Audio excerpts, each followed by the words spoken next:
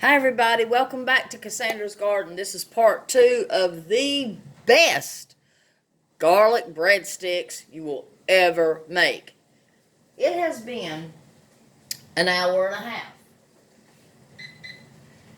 And we are going to do part 2.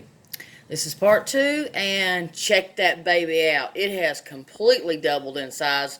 I wouldn't be too sure. I would be safe to say it might be 2.5 more sizes. Alrighty.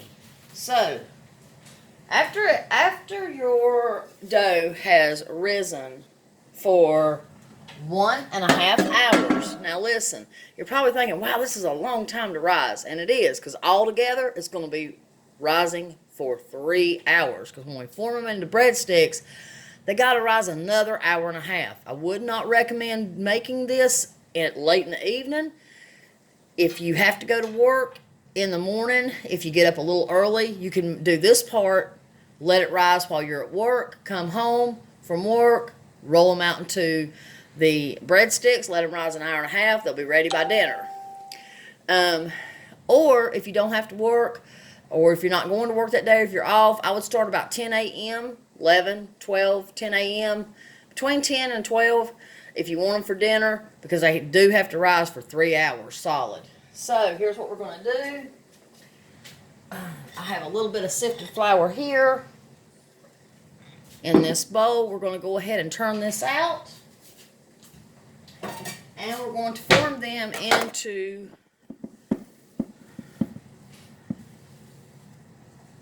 breadsticks. And all you have to do is just lightly flour your surface, your work surface. And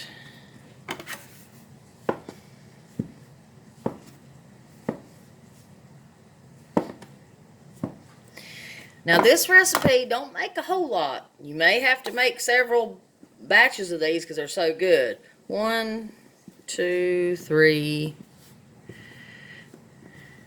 4, 5, 6, 7, 8, 9, 10. It makes about 10 breadsticks.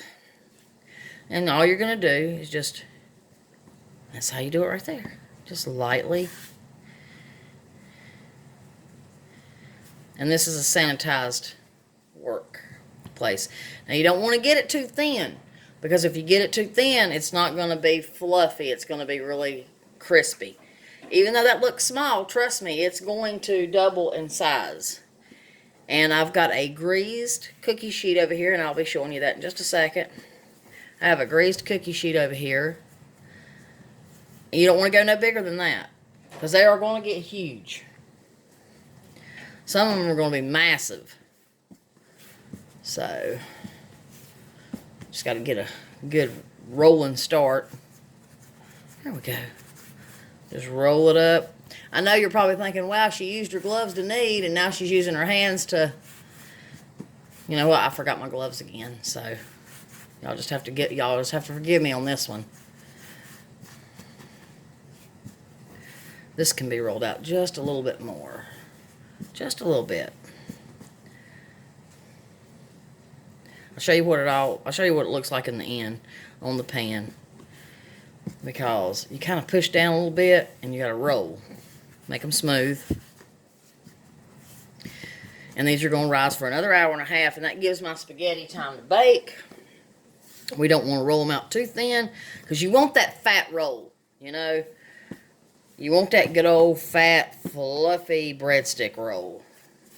It's so good, especially when you dip it in your sauce. Oh my God, it's heaven. My kids have literally just warmed up my spaghetti sauce and dipped these breadsticks in them. If they want a fast, quick fix.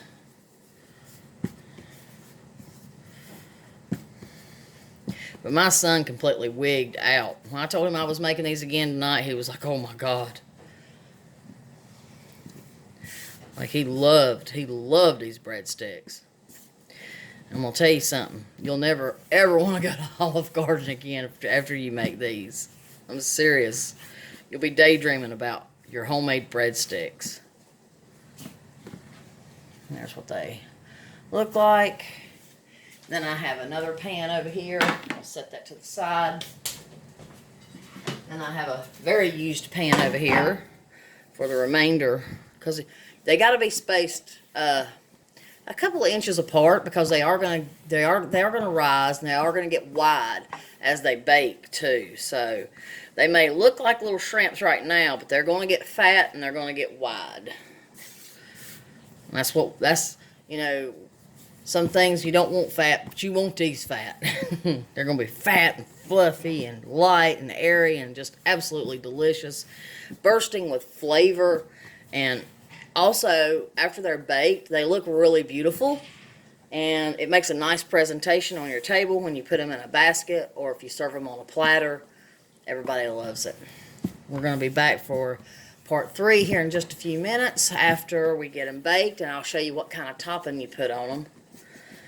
Alrighty. Now these are going to sit for another hour and a half, and then we'll be back for part 3. Thank you all for watching. You guys and gals rock. Thanks for coming to Cassandra's Garden. I'm going to have more great recipes for you too, and more tips and tricks on gardening. See you in a little bit.